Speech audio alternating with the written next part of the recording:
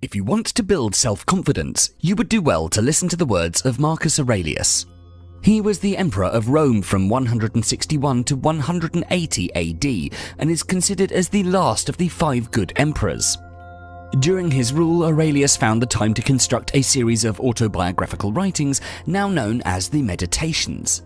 The Meditations is regarded as one of the greatest works of philosophy, which is why in this video we'll be using some of his wisdom as a motivation to talk about 10 things we should do to build our self-confidence.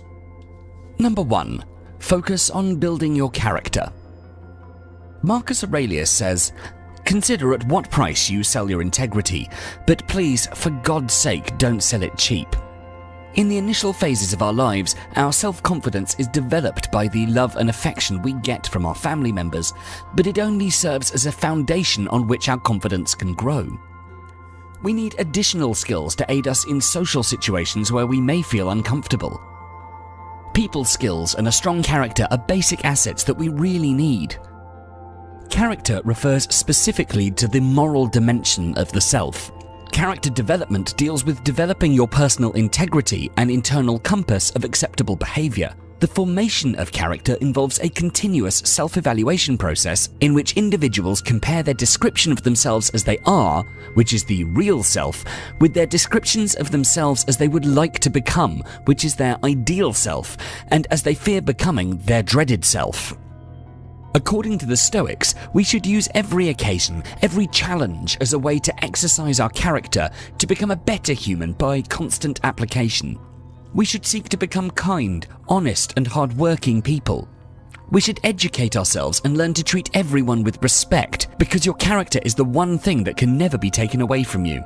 A man can rise or fall just due to the virtues or faults of his character, and it's often this that leaves a legacy. Number 2. Practice self-acceptance. In the words of Marcus Aurelius, be content to seem what you really are. Self-acceptance is the cure for perfectionism and unhappiness. It's so easy to focus on your faults. Everyone can dwell on their insecurities instead of the things about themselves that they're happy with, and doing this can cause you to dislike yourself. You may also be too busy focusing on the others around you and not focusing on loving yourself. Some people don't want to be alone and fear to do things on their own. This can really hinder your journey to self-love, as you have to learn to be comfortable being with yourself. Self-love is one of the best things you can do for yourself. Being in love with yourself provides you with self-confidence, self-worth, and it will genuinely help you feel more positive. You may also find that it's easier for you to fall in love once you've learned to love yourself first. When you truly love yourself and you're happy, you should stop comparing yourself to others so much and should find yourself more confident, not worrying as much about what others think of you. Understand that you're a whole and complete person as you are. No one expects perfection from you. If you're overweight, your friends call you fat and you think less of yourself. Don't do that. Accept what is. Love yourself regardless. When you're ready, you can always get into eating more healthily and exercising more, like the ketogenic diet. You can do intermittent fasting with weightlifting and then see the amazing transformation after a couple of months. There are many ways to practice self-acceptance, but the most important of them is being honest and forgiving yourself. Reflecting on your mistakes can help you forgive and forget. If you can look back at some poor choices you may have made and forgive yourself, you can start to move on and forget about the past. Loving yourself despite any mistakes you made in the past is great for your self-worth. Self-love and self-acceptance is nothing but your choice. You may have many problems and there'll usually be solutions, but even without one, you are still you. Why not accept yourself the way you are instead of beating yourself up? Number 3. Focus on your thoughts. To quote Marcus Aurelius, "The happiness of your life depends upon the quality of your thoughts." If you chronically feel down about yourself, it may not just be an issue of negative thoughts here or there, but instead it may be that your core beliefs about yourself are negative. Ideas like, "I'm unlovable" or "I'm a loser" might be at the bottom of most of the decisions you make, so that's where you need to start. Challenging such a fundamental idea can seem daunting. That concept has a really good lawyer in your head who's constantly presenting tons of evidence to prove his case that you're a loser. So make a list of all the proof you have in your mind that supports the argument that you're a loser. Now that you've presented that case, you need something that's lacking, a defense lawyer to challenge this notion. Now sit down and make a second list. A list of reasons you're not a loser, why the first lawyer is wrong. Having that list of reasons you're pretty darn awesome will help you dismiss that negative core belief and replace it with something more honest, accurate, and rational. It may seem scary or even impossible to change your thoughts, but you can change your thoughts to improve your self-esteem. The automatic thoughts you've had for years are familiar and served a purpose at one point in your life. However, think about how many of these are negative and hurtful. The more negative thoughts you have, the lower your self-esteem will be. So wouldn't it be nice to change your thoughts and improve your self-esteem? Number 4. Make a plan and stop thinking. As we learn from Marcus Aurelius, turn your desire to stone, quench your appetites, keep your mind centered on itself. The truth is that we live in the age of procrastination. We waste far too much of our time in making plans, attending meetings, strategizing, but getting nothing done. Sure, if you don't have any goals to work towards, that's the first step. But once you decide on your goals, it's time to stop thinking and start doing. Thoughts and plans don't mean anything. A genius idea is not of any worth either, not unless you put the work in and take the steps necessary to make it a reality. Want to switch careers? Great! Decide something new to try, then go get qualified or certified, then start applying for jobs. Want to finally get in shape? Awesome! Lift weights 3 times a week and start eating the right amount of calories. Stop doing research, stop getting prepared, and stop telling everyone about your sweet plan and just get started. Today. Because planning is just planning and it won't help. It's your actions that boost your self-confidence because you'll be getting things done.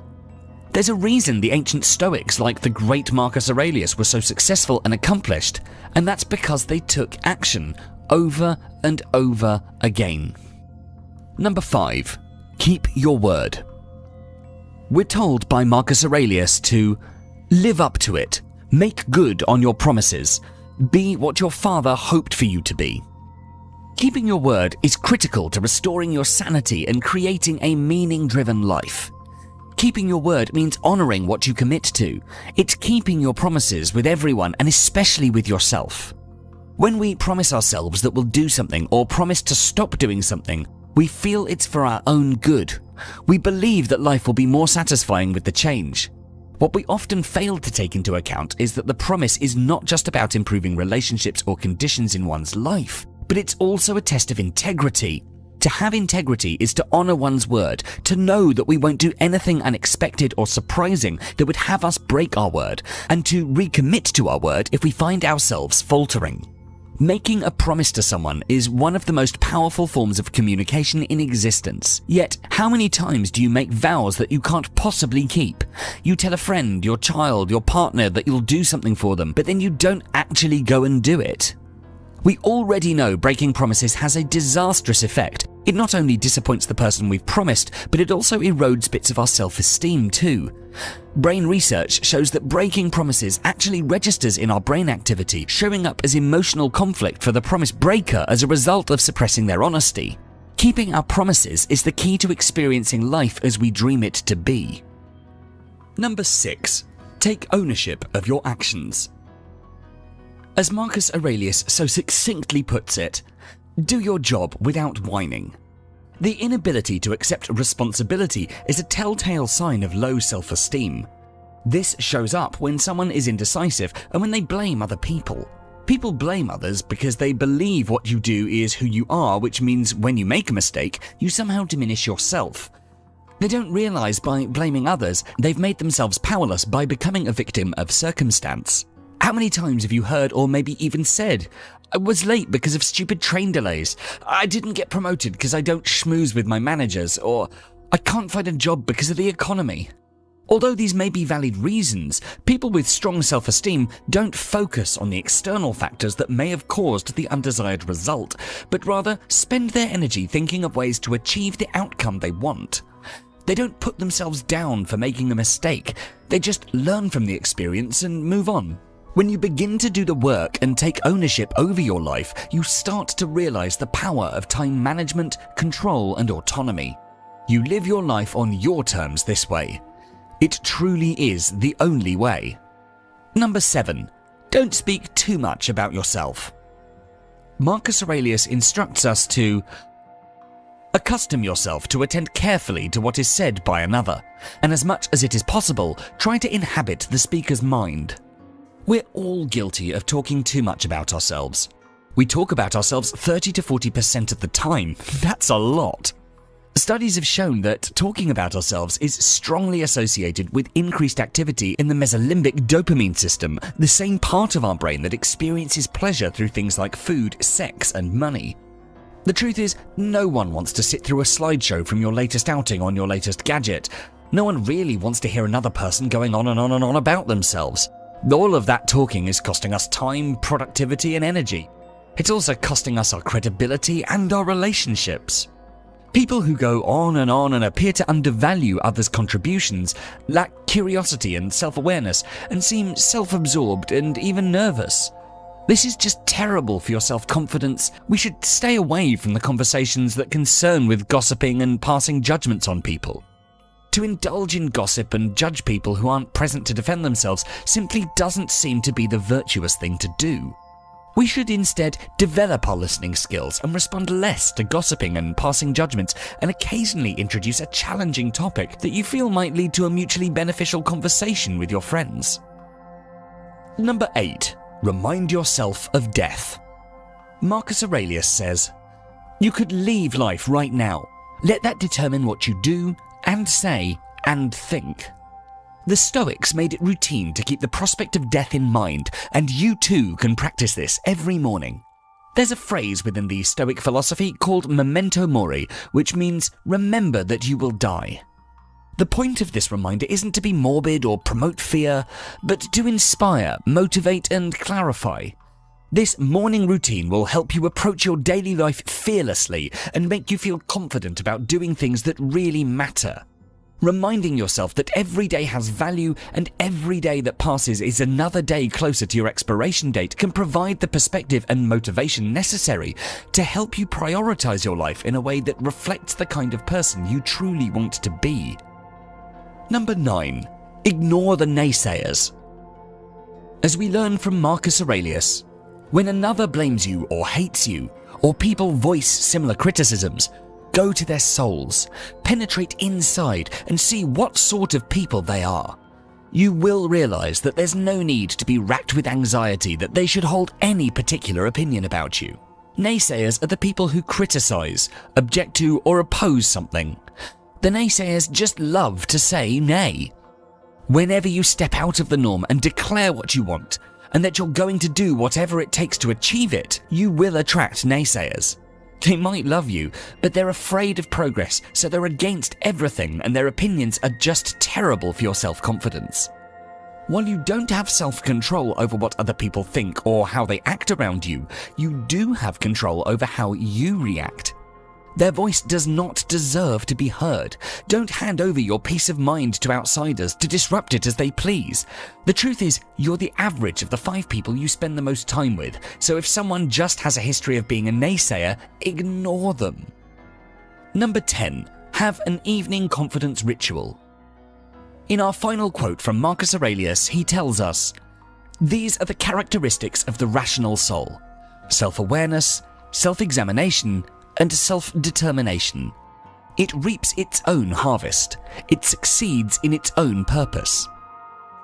Self-confidence is a positive feeling about yourself, your ideas, and your worth that enables you to take good care of yourself, stand on equal footing with others, and feel pride about yourself and how you live your life. Not all self-confidence is actually under your own control. In fact, about 50% of it is genetic. Fortunately, you've got the other 50% to work with. Here are 2 easy exercises you could do in the evening before going to bed for confidence building. Number 1. Keep a gratitude journal. Keeping a gratitude journal is a simple process. Every evening you should pick 3 to 5 things every day that you're thankful for and write them down. Gratitude doesn't have to be saved for the big things in life. The habit of being grateful starts with appreciating every good thing in life and recognizing that there's nothing too small for you to be thankful for. Appreciating the smallest of things in your life before going to bed will also give you a good reason to wake up and a confidence to face new challenges in life. Number 2, have a daily success review. This is quite similar to your gratitude journal. Each evening during your success review, write down 1 to 3 successes of your day. Success doesn't necessarily mean major achievements, although if you have them, by all means be proud of them. But don't overlook the power of your everyday small wins.